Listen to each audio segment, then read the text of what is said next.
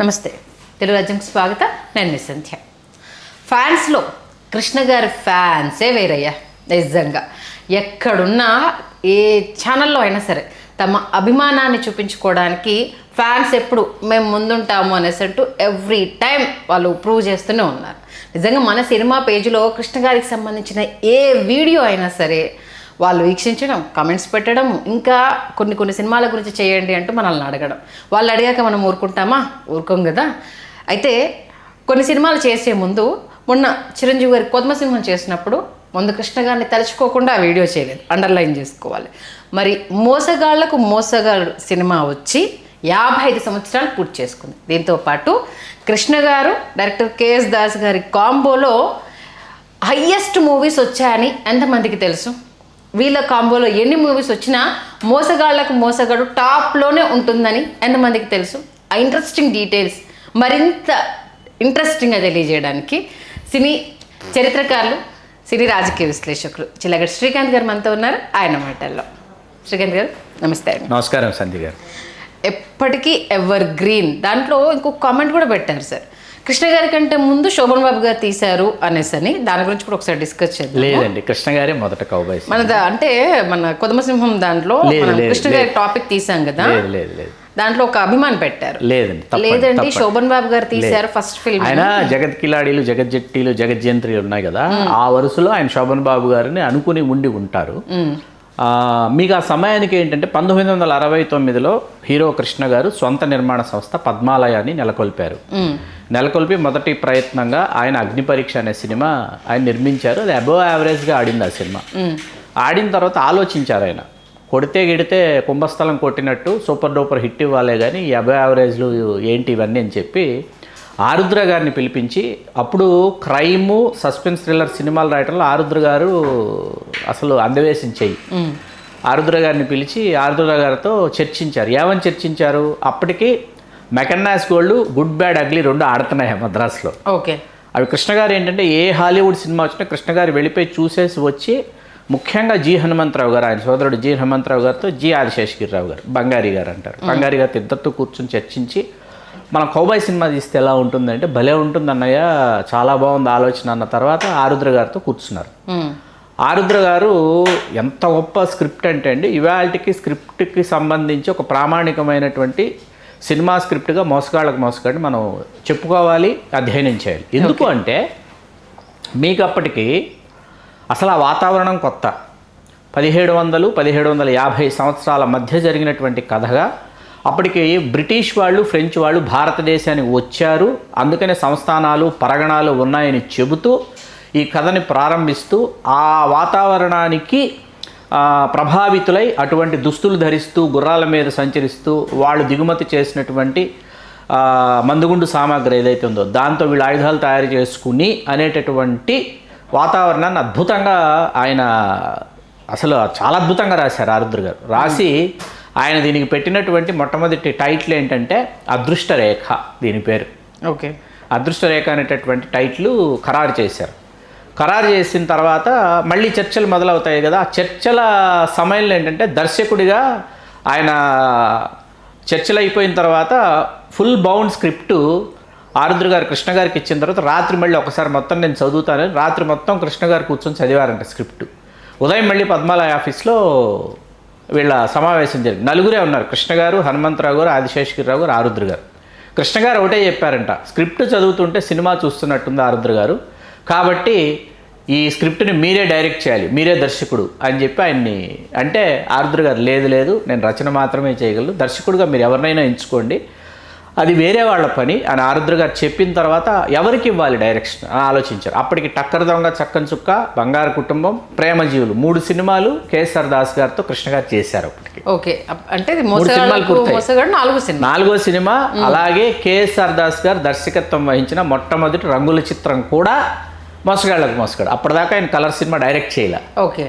అలా కేఎస్ఆర్ దాస్ గారు వచ్చిన తర్వాత కేఎస్ఆర్ దాస్ గారు ఒకటే చెప్పారు, నాకు హాలీవుడ్ సినిమాలు చూపిస్తే నేను ఆ ప్రభావానికి లోన్ అవుతా, కాబట్టి నేను ఆ సినిమాలు చూడను, ఇది గుడ్ బ్యాడ్ అగ్లీ చూడను, మెకన్నాస్ గోల్డ్ చూడను, కాబట్టి నేను స్క్రిప్ట్ ఎలా ఉందో స్క్రిప్ట్ని నేను ఆవాహన చేసుకుని నేను అవకాశం బట్టి యాజ్ ఇట్ ఈజ్ స్క్రిప్ట్ ప్రకారంగా నేను వెళతాను అని చెప్పి ఆయన చెప్పారు.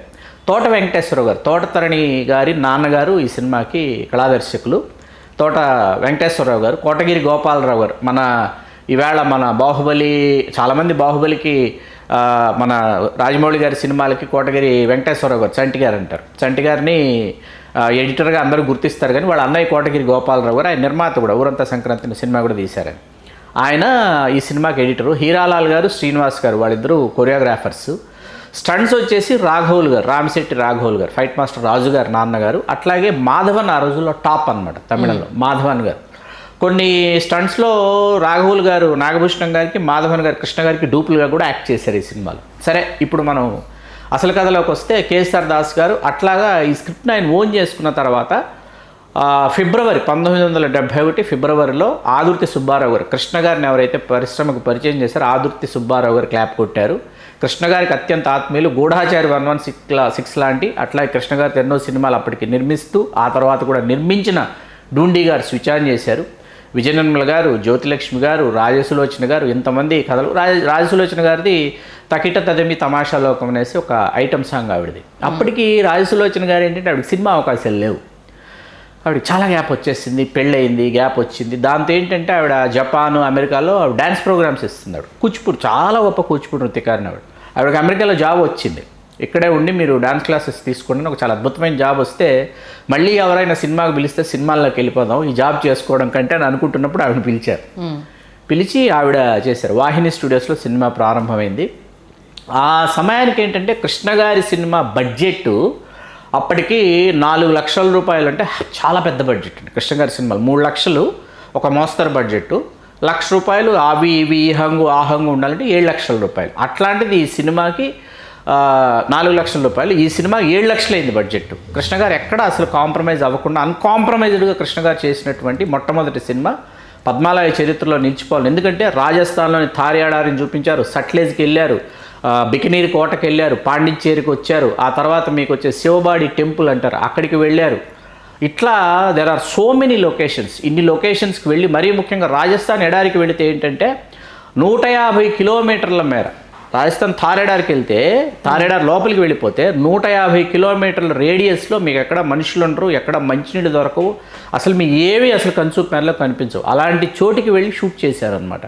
100 మంది జూనియర్ ఆర్టిస్టులు, 10 మంది ఫైటర్లను తీసుకెళ్ళి మన జ్యోతిలక్ష్మి గారు, నాగభూషణం గారు, కృష్ణ గారు వీళ్ళందరూ అక్కడ షూట్ చేయటం. మరీ ముఖ్యంగా ఏంటంటే నాగభూషణం గారి పాత్ర, మీకు మెకన్నాస్ గోల్డ్లో ఒమర్ షరీఫ్ చేసినటువంటి పాత్ర, దానిని ఆరుద్ర గారు ఏంటంటే కామెడీ లేకపోతే వెరీ సీరియస్ టోన్లో, వెరీ సీరియస్ జానర్లో వెళ్ళిపోతుందని చెప్పేసి ఒమర్ షరీఫ్ మీకు పంచ్ లైనర్స్ వేస్తుంటాడు, కామెడీ చేస్తుంటాడు మెకన్నాస్ గోల్డ్, దాన్ని దృష్టిలో పెట్టుకొని నాగభూషణం గారి నక్కజిత్తుల నాగన్న ఆ పాత్రను ఆయన సృష్టించారు. సృష్టించిన తర్వాత ఇదే పాత్రని మీరు మెరుపుదాడిలో గొలపూడి మారుతిరావు గారు వేశారు, చూడొచ్చు. అట్లా ఇదే పాత్ర, ఈ పాత్రే మళ్ళీ మీ కొదంసింహంలో సుడిగాలి మోహన్ బాబు గారు వేశారు. ఇది ఒమర్ షరీఫ్ మెకన్నాస్ గోల్డ్లో ఆ పాత్రే తీసుకొచ్చి ఈ సినిమాకి సంబంధించి విఎస్ఆర్ స్వామి గారు అండి, సినిమాటోగ్రాఫర్, డైరెక్టర్ ఆఫ్ ఫోటోగ్రఫీ, వారు బ్యాక్లైట్ అంటారు, కంప్లీట్ బ్యాక్లైట్లో తీసినటువంటి సినిమా.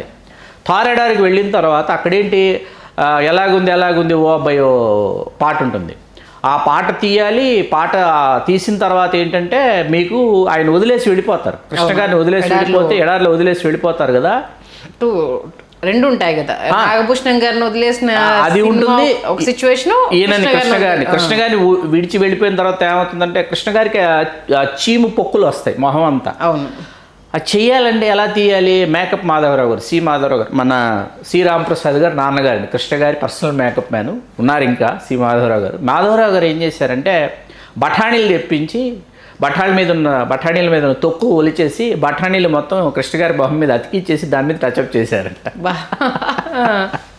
ఇట్లాంటివన్నీ. అట్లాగే మీకు గిర్రం కెమెరా తిరగాలన్నమాట, అంటే కొడితే మొత్తం భూమి గుండ్రంగా తిరిగినట్టు అనిపించింది అని అనిపిస్తారు. ఆ షాట్కి ఏం చేయాలో ఆలోచించి విఎస్ఆర్ స్వామి గారు ఆపరేటివ్ కెమెరామెన్ని లారీ టైర్లో కూర్చోబెట్టి తిప్పారంట. తిప్పి ఆ షాట్, ఆ ఎఫెక్ట్ ఎక్కడున్నాయండి ఆ రోజు చెప్పండి? ఏమున్నాయి, ఏ వనరులు ఉన్నాయి, ఏ వసతులు ఉన్నాయి? ఇప్పుడు మనం అకేలా కరీల్ లాంటి షాట్ తీయాలంటే స్టూడియోలో ఏం చేశారంటే అలా షాట్ తీయాలంటే ఏం చేయాలని ఆలోచించి అంత లాంగ్ వెళ్ళి టాప్ యాంగిల్ కదా, టాప్ యాంగిల్కి వెళ్ళి తీయాలంటే ఒక అటక కట్టారంట. అటక తయారు చేసి అటక మీద కెమెరామ్యాన్ని కూర్చోబెట్టి షార్ట్స్ తీయడం, ఆ అటకని కిందికి తీసుకురావాలంటే కిందికి వస్తుంది, పైకి వెళ్ళాలంటే పైకి వెళ్తుంది, అలా తయారు చేశారంట. ఇట్లాంటి పాటలన్నీ పడ్డారు. అలాగే చలి అండి, 71లోనే ఉత్తర భారతదేశంలో ఎన్నికలు వచ్చాయి. అసలు ఆ చలికి ఆ ఎన్నికలకి అసలు చాలామంది నాయకులు మేము వెళ్ళలేము ఈ చలికి ఆ ప్రాంతంలోకి అనేటటువంటి చోట్లకు కూడా కృష్ణ గారు వెళ్ళి సట్లెజ్ దగ్గర శివబాడి టెంపుల్ ఇక్కడ ఏం చేశారంటే ఆ నీళ్లు మీకేంటంటే పచ్చగాను ఈ మన ఊదారంగు అంటారు, ఊదారంగులో పచ్చ రంగులో నీళ్లు కనిపిస్తాయని దానిని కూడా క్యాప్చర్ చేశారు వీళ్ళు. క్యాప్చర్ చేసి మరీ ముఖ్యంగా వీళ్ళు వెళ్ళి చేసినటువంటి మంచుకొండల్లోకి వెళ్ళి చేసినటువంటి పాట అనమాట, కోరినది నెరవేరినది. దాంట్లో అసలు ఆ పాటలో కొన్ని షార్ట్స్లో విజయనగరం గారు తెలియక ఏం చేశారంటే వితౌట్ షూ నడిచేశారు ఆవిడ. పరిగెట్టుకుంటూ రావాలంటే షూ అయితే ఇదవుతుందని చెప్పి షూ లేకుండా పరిగెత్తుకుంటూ వచ్చేసిన తర్వాత కాళ్ళు మొద్దుబారిపోయి నీళ్ళ రంగులోకి మారిపోయి వారం రోజులు పట్టిందంటారు మామూలు స్థితికి రావడానికి. ఆవిడ చేసినటువంటి అలా ఫైట్స్ అండి, జ్యోతిలక్ష్మి గారు విజయనగరం గారు చేసినటువంటి ఫైట్స్. పాత్రల పేర్లు అండి, చిత్తూరు చెంగయ్య ఇలాంటి పాత్రల పేర్లు, మిక్కిలినేని గారు, కాంతారావు గారు, ధూళిపాళ్ళ గారు, వీళ్ళంతా అతిథి నటులు, శాంతకుమారి గారు, వీళ్ళందరూ. అట్లా కృష్ణ గారు ఏంటంటే ఎక్కడ వెనుకాడకుండా ఈ వాహినిలో ఈ సెట్స్ అవి వేస్తుంటే చక్రపాణి గారు వచ్చారు. చక్రపాణి గారు కృష్ణ గారు నాన్నగారు మంచి స్నేహితులు, అట్లాగే ఒకే ప్రాంతం తెనాలి ప్రాంతం కదా. వచ్చి అసలు చక్రపాణి గారు, విజయ చక్రపాణి గారు మొత్తం చూశారంటే చూసి ఆయనకి కౌబాయ్ సెటప్లు గెటప్లు ఇవేవి నచ్చలేదు ఆయనకి. ఏం సినిమా తీస్తున్నారయ్యా మన తెలుగుదనానికి దూరంగా ఎవరికి అర్థమవుతుంది అని వెళ్ళిపోయాడంట సెట్లో నుంచి. కృష్ణ గారు ఆలోచించారంట, ఆలోచించి రామారావు గారితో చెప్పారంట, ఇట్లా చక్రపాణి గారికి నచ్చలేదు, నాకు కంగారుగా ఉంది, అయినా నేను వెనక్కి తగ్గనన్నయ్యా, ఏం చేయమంటామంటే ఒక పని చేయి తమ్ముడు, సినిమా తీసేసిన తర్వాత నాకు ఒకసారి చూపించు అన్నారంట రామారావు. కృష్ణ గారు ఏంటంటే ఆయన గొప్పతనం, చాలామంది కృష్ణ గారి అభిమానులు కూడా విషయం తెలుసు, కృష్ణ గారు ఎడిటింగ్ టేబుల్ దగ్గరికి వచ్చి కూర్చున్నారంటే సినిమా సూపర్ హిట్ అండి. కృష్ణ గారు ఆయన సినిమాలకు సంబంధించి ఎడిటింగ్ టేబుల్ దగ్గరకు వచ్చి కృష్ణ గారు ఎడిటర్తో పాటు డైరెక్టర్తో పాటు సినిమాటోగ్రాఫర్ ముగ్గురుతో పాటు కృష్ణ గారు కూర్చున్నారంటే ఆ సినిమా సూపర్ హిట్. ఎందుకంటే హీ నోస్, ఎందుకంటే ఆయన టెక్నీషియన్, ఏ షాట్ తర్వాత ఏ షాట్ వేయాలి, ఏ సీన్ లెంగ్త్ ఎక్కువ అవుతుంది, ఏ సీన్లోంచి ఏ సీన్ వస్తుంది, ఏ సీన్ ఎక్కడ కట్ చేయాలి అన్నది ఆయన పర్ఫెక్ట్గా తెలుసు. ఆయనకు అసలు అరే ఈ సీన్ ఇంకా బాగా తీయొచ్చు కదా, ఎందుకు ఈ సీను మనం ఎక్కడో కాంప్రమైజ్ అయిపోయినట్టున్నామే అనుకున్న సీన్ని రీషూట్ చేశారు. ఫైనల్గా క్లైమాక్స్ చాలామంది వేసి చూపిస్తే క్లైమాక్స్ ఎందుకో అనుకున్నంతగా రాలేదని అనిపించిందంటే మళ్ళీ ₹1,000 ఖర్చు పెట్టి మళ్ళీ క్లైమాక్స్ షూట్ చేశారు, రీషూట్ చేశారు. అలాగా విఎస్ఆర్ స్వామి గారు, మరీ ముఖ్యంగా ఈ సినిమాకు సంబంధించి సంగీత దర్శకులు ఆదినారాయణరావు గారిని మనం స్మరించుకోవాలి. ఎందుకంటేనండి ఆదినారాయణరావు గారు, సత్యం గారు వీళ్ళిద్దరు ఏంటంటే కేఎస్ఆర్ దాస్ గారికి ఆ సమయంలో అసలు ఆదినారాయణరావు గారు చేసినటువంటి సినిమాలండి అప్పటికి, ఏది సువర్ణ సుందరి, స్వర్ణమంజరి ఇట్లాంటి సినిమాలు చేసి ఆదినారాయణరావు గారు ఈ సినిమాకి ఆయన చేసినటువంటి బ్యాక్గ్రౌండ్ స్కోర్ అండి. ఆదినారాయణరావు గారు బ్యాక్గ్రౌండ్ స్కోరు, ఆదినారాయణరావు గారు హూ హా హూ హా హూ హా ఇలా ఒక బ్యాక్గ్రౌండ్ స్కోర్ అనమాట. ఆ హూహాలో నుంచి కృష్ణ గారు అసలు హార్స్ తీసుకుని వస్తుంటారు, ఒక షాట్ ఉంటుంది, ఆయన అలా స్పీడ్కి వెళ్ళి అక్కడి నుంచి ఆయన రివర్స్ చేసుకుని వస్తారు హార్స్తో. మీకు రాజస్థాన్కి వెళ్ళిన తర్వాత వీళ్ళు షూట్కి వెళ్ళారు, షూట్కి వెళ్ళిన తర్వాత ఇక్కడి నుంచి గుర్రాలు తీసుకెళ్ళలేరు కదా, ఇక్కడి నుంచి గుర్రాలు తీసుకెళ్ళలేరు, ఒంటెలు అక్కడే ఉంటాయి, ఒంటి బళ్ళు అక్కడే ఉంటాయి, గుర్రాలు ఇక్కడి నుంచి తీసుకెళ్ళలేరు కాబట్టి రాజస్థానీ గుర్రాలని వాడాల్సి వచ్చింది. కృష్ణ గారు ఆయన చేసిన గొప్ప పని ఏంటంటే షూటింగ్కి వెళ్ళడానికి ముందు కృష్ణ గారు ఏంటంటే ఎందుకైనా మంచిదని మద్రాసులో హార్స్ రైడింగ్ మళ్ళీ ఒకసారి ప్రాక్టీస్ చేసుకుని వెళ్ళారంట. ఈ స్క్రిప్ట్ చదివేటప్పుడు అర్థమైపోతుంది, 10-15 సార్లు గుర్రం ఎక్కాలి, దిగాలి, పరిగెట్టాలని ప్రాక్టీస్ చేసుకుని వెళ్ళిపోయారట.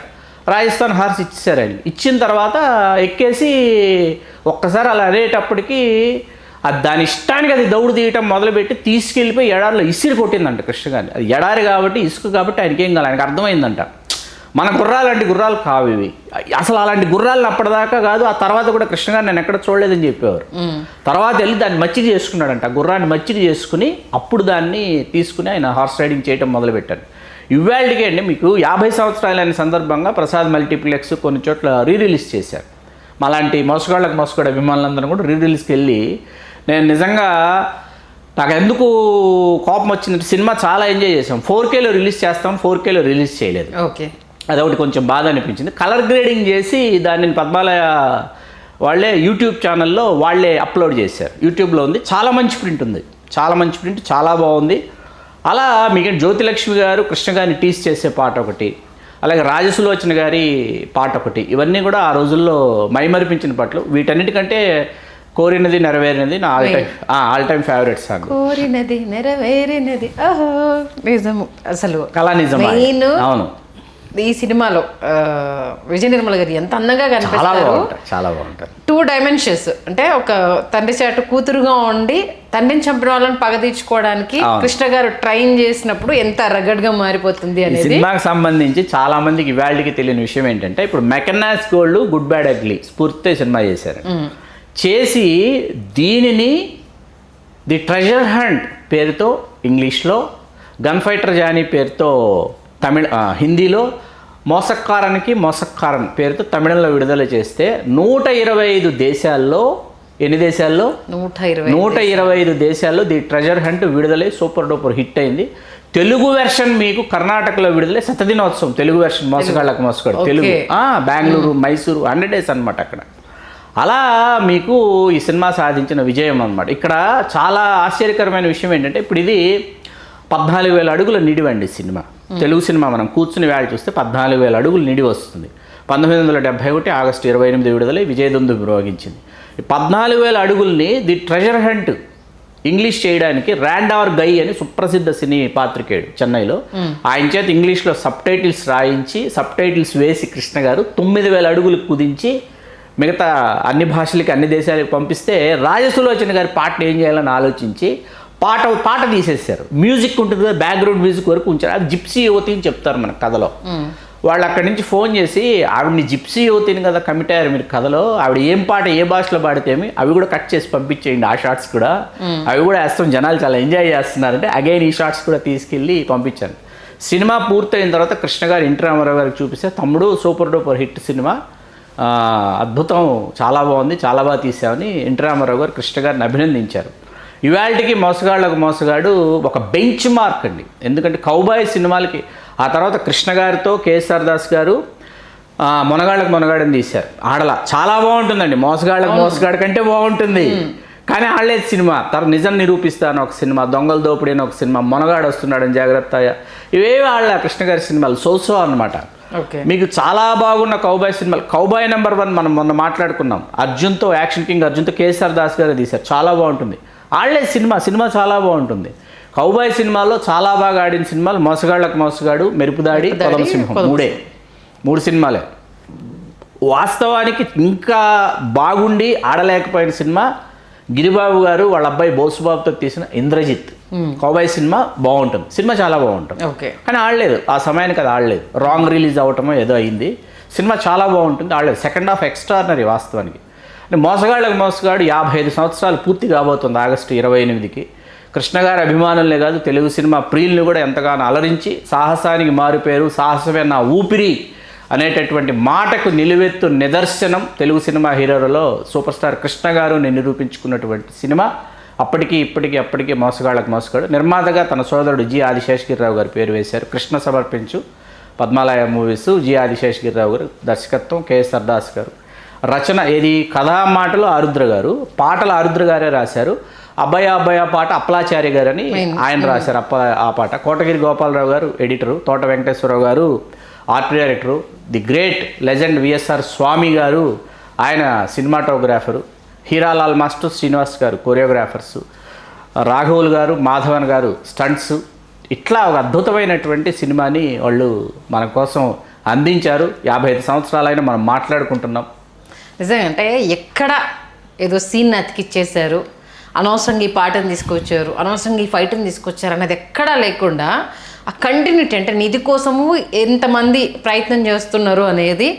కృష్ణ గారికి ఏదో చేద్దామని చేస్తే ఆ చేసిన ఆ ఎడారిలోనే ఇంకొక మనిషికి ఆయన దొరకడం, అక్కడి నుంచి వెళ్ళి ఇంకో టర్న్ తీసుకోవడము, నిధి రహస్యం అక్కడే బయటపడుతుంది. అసలు కనెక్టివిటీ సార్ ఎక్కడ అంటే ప్రేక్షకుడు కన్ను తిప్పుకోవడానికి ఛాన్స్ లేకుండా, అమ్మ ఇప్పుడు కన్ను తిప్పేసుకుంటే ఇక్కడ ఏ రహస్యం మిస్ అయిపోతుందో, ఇక్కడ ఏ సీన్ మిస్ అయిపోతుందో, ఆ సీన్ మిస్ అయిపోతే సినిమా యాక్టర్ ఇది అయిపోతుంది. నేటివిటీ అండి, సినిమాలో ఉన్న నేటివిటీ. ఇప్పుడు మనం ఇందాక మాట్లాడుకున్నాం, వీళ్ళు యాక్చువల్గా ఇన్స్పైర్ అయింది హాలీవుడ్ సినిమాలు చూసే.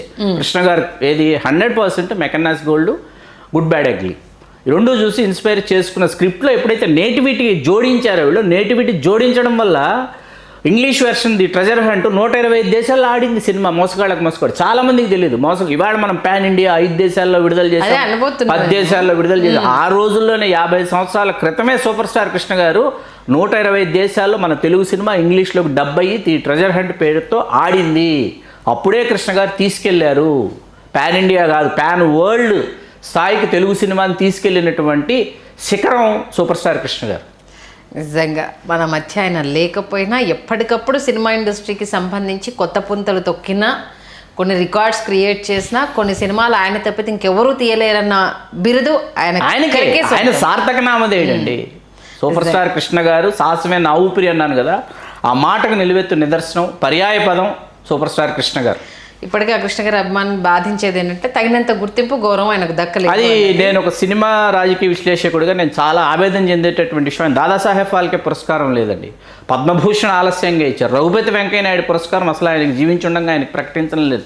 అంతకంటే దుర్మార్గం ఇంకొకటి ఉన్నది. ఎవరు ఏమనుకున్నా నేను భయపడను. రఘుపతి వెంకయ్య నాయుడు పురస్కారం ఆయనకు ప్రకటించలేదండి. ఎవరెవరికో ప్రకటించి కృష్ణ గారికి రఘుపతి వెంకయ్య నాయుడు పురస్కారం ప్రకటించలేదండి. అంతకంటే కృష్ణ గారు లాంటి సూపర్ స్టార్స్కి రఘుపతి వెంకయ్య నాయుడు పురస్కారం లేదు. సింగీతం శ్రీనివాసరావు గారికి 95 సంవత్సరాలు వచ్చినా కూడా మనం రఘుపతి వెంకయ్య నాయుడు పురస్కారం మనం ప్రకటించాం. ఆ పరిస్థితుల్లో మనం ఉన్నాం. మనం నిజంగా మొన్న మీరు అన్నట్టు మన తెలుగు వారిగా పుట్టడమే వీళ్ళు చేసుకున్నాం. అవునండి, ఇది అన్నట్టు ఉందంతే. మరొక్కసారి కృష్ణ గారిని అలా కళ్ళ ముందు ఆవిష్కరించారు. ధన్యవాదాలు శ్రీకాంత్. ధన్యవాదాలు సంధ్య గారు. హలో, తెలుగు రాజ్యం ఛానల్ చూస్తున్నారా? సామాజిక, రాజకీయ, జీవన చిత్రణే తెలుగు రాజ్యం. అతిశయోక్తులు, అసత్యాలు ఉండవు. రాజకీయ కోణం కాదు, ప్రజా కోణమే కొలబద్ద. తెలుగు రాజ్యం వీక్షణ మీ ఉత్తమ అభిరుచికి నిదర్శనం.